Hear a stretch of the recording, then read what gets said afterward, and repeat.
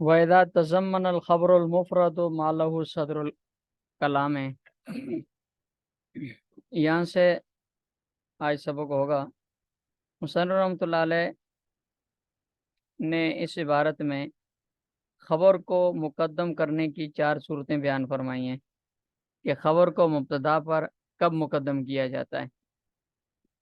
فرماتے ہیں پہلی صورت یہ ہے کہ اذا تضمن الخبر المفرد ما له صدر الکلام ہے کہ خبر مفرد ہو، مفرد ہونے کا لفظاً مفرد ہو، مفرد ہونے کا لفظاً مفرد ہونے کا مطلب یہ ہے کہ وہ یعنی صورتاً جملہ نہ ہو، حقیقتاً جملہ ہو یا نہ ہو لیکن صورتاً جملہ نہ ہو، لفظاً مفرد ہونے کا یہ مطلب ہے۔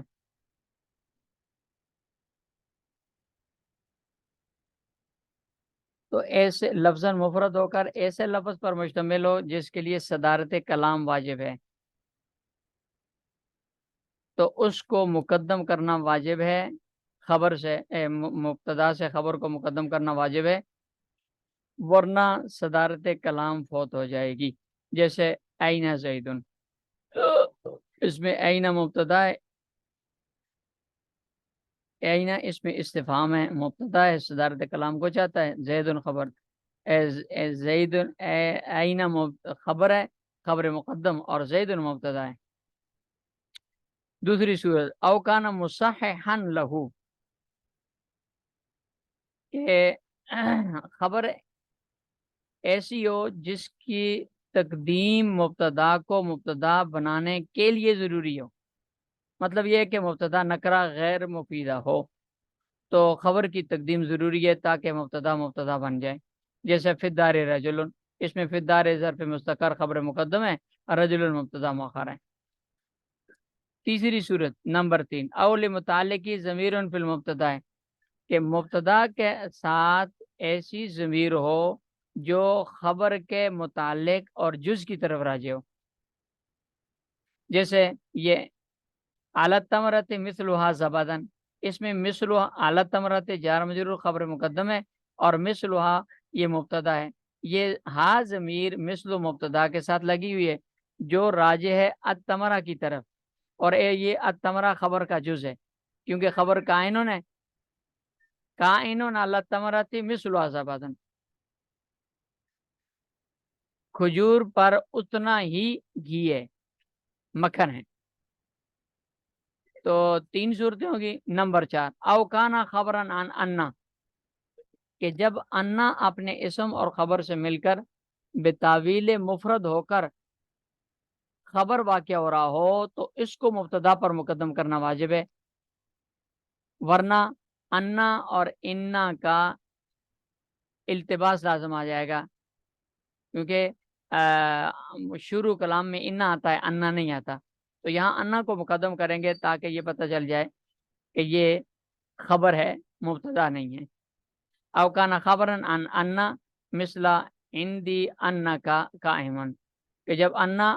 اپنے اسم اور خبر کے ساتھ مل کر بتاویل مفرد ہو کر مبتدا واقع ہو رہا ہو تو اس کی خبر کو مقدم کرنا واجب ہے تاکہ انا درمیان میں آ جائے اور پتہ چل جائے کہ یہ انا ہے، انا نہیں ہے۔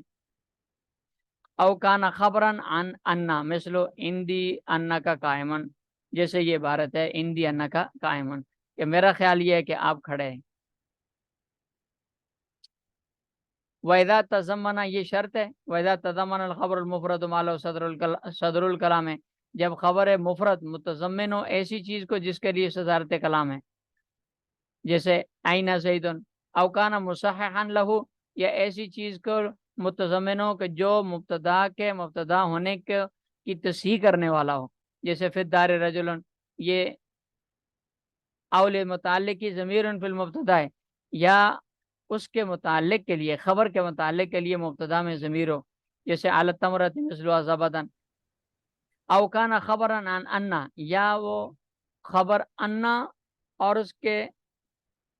اسم و خبر کو مبتدا بنا کر بتاویل مفرد کر کے اس کی خبر ہو، جیسے عندی انا کا قائمن، میرا خیال یہ کہ آپ کھڑے ہیں، اصل میں عندی کیا موقع، تو وجب تقدیم ہو، مقدم کرنا واجب ہے، یعنی اس خبر کو مبتدا سے مقدم کرنا واجب ہے. وقد يتعدد الخبر مثل زید عاقل عالم عاقل. یہ الگ مسئلہ بیان کر رہے ہیں. مصنف فرماتے ہیں کہ کبھی ایک مبتدا کی کئی خبریں بھی ہو سکتی ہیں، اس لیے کہ خبر جو ہوتے ہیں یہ حکم ہے، مبتدا پر لگایا جاتا ہے جو،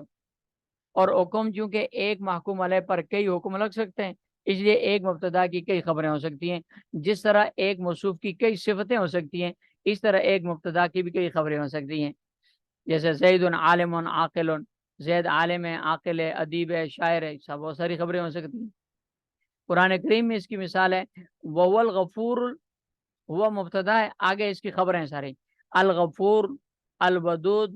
ذو العرش المجید، فعال لما یرید، 4 خبریں ہیں اس کی،